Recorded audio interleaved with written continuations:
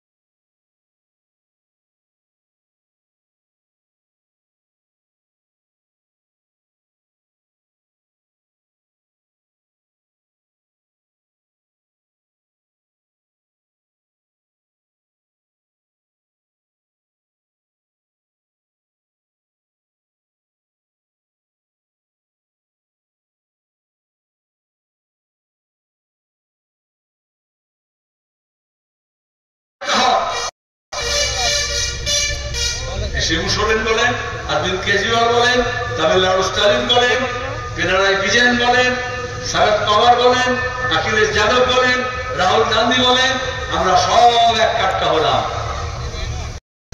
সীতারাম ইয়েচুরি সব ঠিক করে দিচ্ছে বলেনি? ও ছিল আমাদের লোকরা বলছিল আচ্ছা আপনারা কি করে মমতাকে করে ঢোকালেন? আমরা ঢুকিয়েছি। আরে এই যে ট্রেন যখন হাওড়া থেকে ছাড়ে দিল্লির জন্য, তাতে তো অনেকেই ওঠে, সবাইকে টিকিট চেক করে প্রথমে, সবাইকে দিল্লি যায়। তাহলে মমতা ব্যানার্জিও ট্রেন উঠেছিল, আমি সেদিনই বলেছিলাম, কিন্তু শেষ পর্যন্ত থাকবে না। তারপরে যেই ট্রেনটা ধানবাদ পর্যন্ত গিয়েছে, আসানসোল থেকে মমতা ব্যানার্জি তরকারি শুরু হয়ে গেল, আমাকে এই ড্রাইভার গাড়ি থামো, অনেকে যাবো।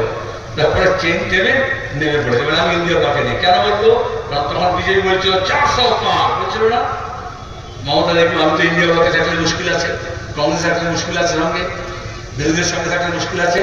ওদিকে নাগপুরে খবর দিল আমি তোমাদের সঙ্গে আছি, মোর নাম এই বলে খ্যাত হোক, আমি তোমাদেরই দেব।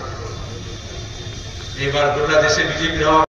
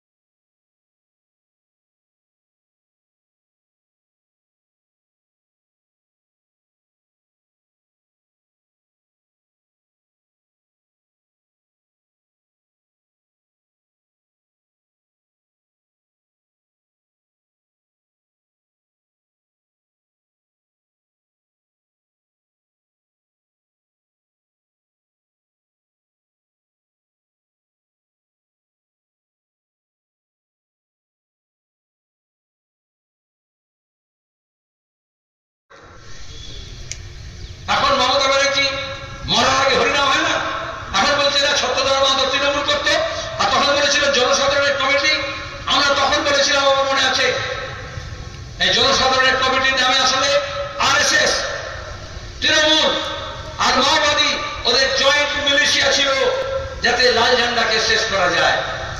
এই সৌগত রায় বলেছিল পিঠে পোস্টার লাগিয়ে ঘুরতে হবে, আমি সিপিএম করি না। আর এখন তৃণমূলকে এবার খোদাই করে লিখতে হবে মেরা পার্টি চোর হ্যায়, আপনার লোকে পিটিয়ে মেরে ফেলবে। সেদিন আসছে। কোন সাহসে বলেছিল? যে শুভেন্দু বলেছিল লাল কাপড়ের ন্যাকড়া থাকবে না, সেই তৃণমূলের ঝান্ডা নিয়ে এখন বিজেপি নেতাদের দিল্লিতে গিয়ে পেছন মুছতে চলে গেছে, টেবিল মুছছে, চেয়ার মুছছে। আপনার মানা দরকার নেই, ভালো জিনিস। আর দেখবেন তৃণমূলের ঝান্ডায় এখন যাচ্ছে তো অভিষেক আছে, যত লোক যাবে তার থেকে বেশি পুলিশ যাবে, 5টা থানার লোক যাবে, তাই তো? মিড ডে মিলের ওয়ার্কার যাবে, স্কিম ওয়ার্কার যাবে, সেলফ হেল্প গ্রুপের মেয়েদের নিয়ে যাবে, তারা তো লোকজন হচ্ছে না আমাদের। তারপর খাওয়ান দাওয়ান হবে। আগে তৃণমূলের ঝান্ডায়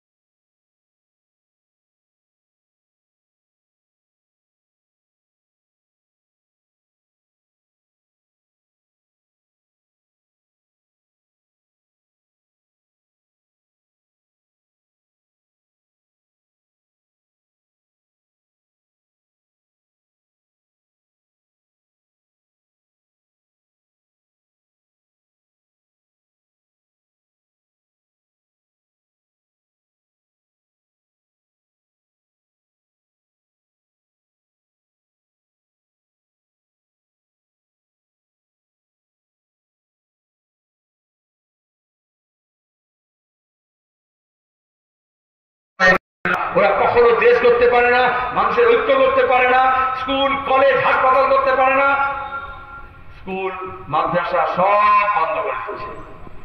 ছেলেমেয়েরা পরীক্ষা পাস করে টেস্ট পরীক্ষার জন্য অপেক্ষা করছে, যারা পরীক্ষা দিয়েছে ফলাফলের জন্য অপেক্ষা করছে, যারা যোগ্যতা পেয়েছে তারা দরখাস্ত করার জন্য অপেক্ষা করছে, ইন্টারভিউ ডাকের জন্য অপেক্ষা করছে।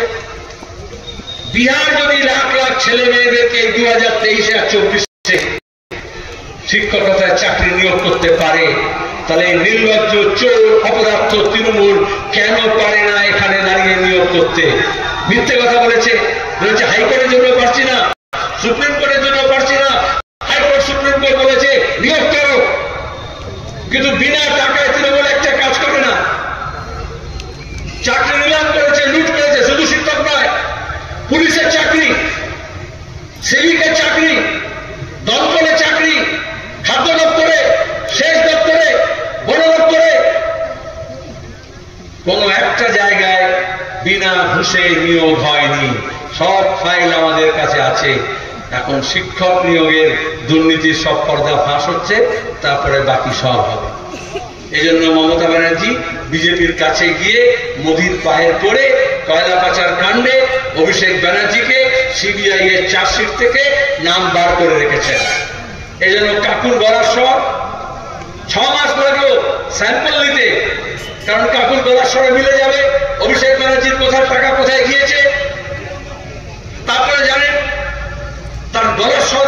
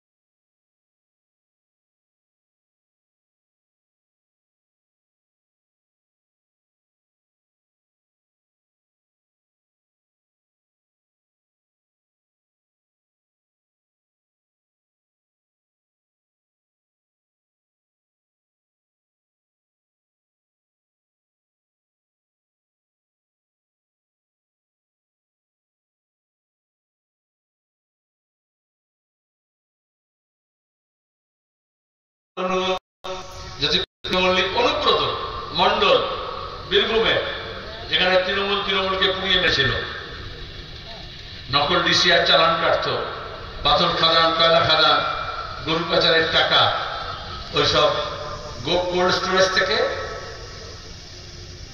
আর ওয়্যারহাউস থেকে, গুদাম থেকে গাড়ি বেরিয়েছে, টাকা বেরিয়েছে, সম্পত্তি বেরিয়েছে, ওইগুলো হচ্ছে ভান্ডার। আমরা বললাম ওই সব চোর ধরতে হবে। এই জন্য তো বলেছিলাম চোর ধরো, যে ধরো, চোর ধরলো না, বরঞ্চ ওই চোর ধরো জেল ধরো, ওই স্লোগানটাই চুরি করে বিজেপি। আমরা বললাম গ্রাম জাগাও, চোর তাড়া। গ্রাম জেগেছে, তার পাশে শহর জেগেছে, আর গ্রাম শহর জাগলে লাল ঝান্ডা উঁচু হয়ে উঠে আসে, মেহনতি মানুষ একসঙ্গে হয়ে যায়, আর রাজ্য জুড়ে যত মানুষ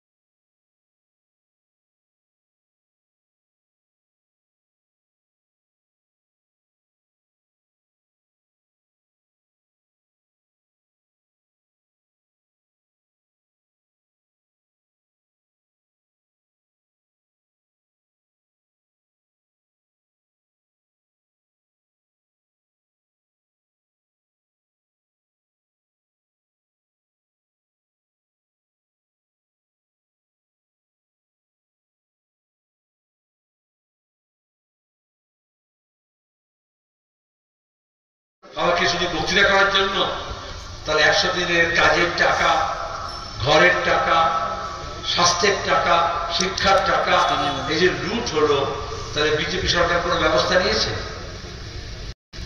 আপনার যদি টাকা চুরি হয় তাহলে আপনি থানায় গিয়ে রিপোর্ট লেখান। তাহলে 100 দিনের কাজের টাকা কেন্দ্র সরকার বলেছে আমি টাকা পাঠালাম, না সব লুট করে নিল, কোন এফআইআর করেছে? কোন তদন্ত করেছে?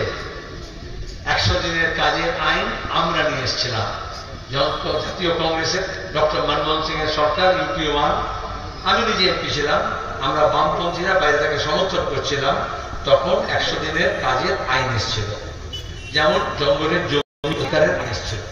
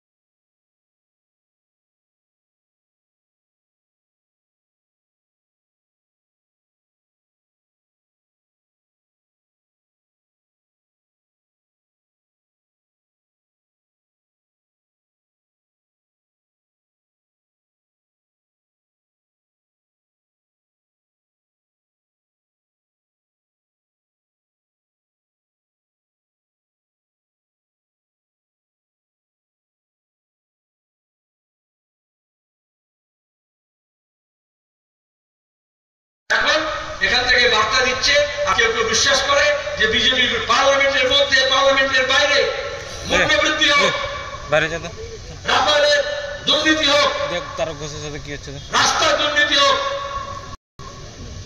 নমামি গঙ্গের দুর্নীতি হোক, সেখানে একজন রেলের দুর্নীতি হোক, একটু জানা যাবে একজন বিজেপি সরকারের দুর্নীতি।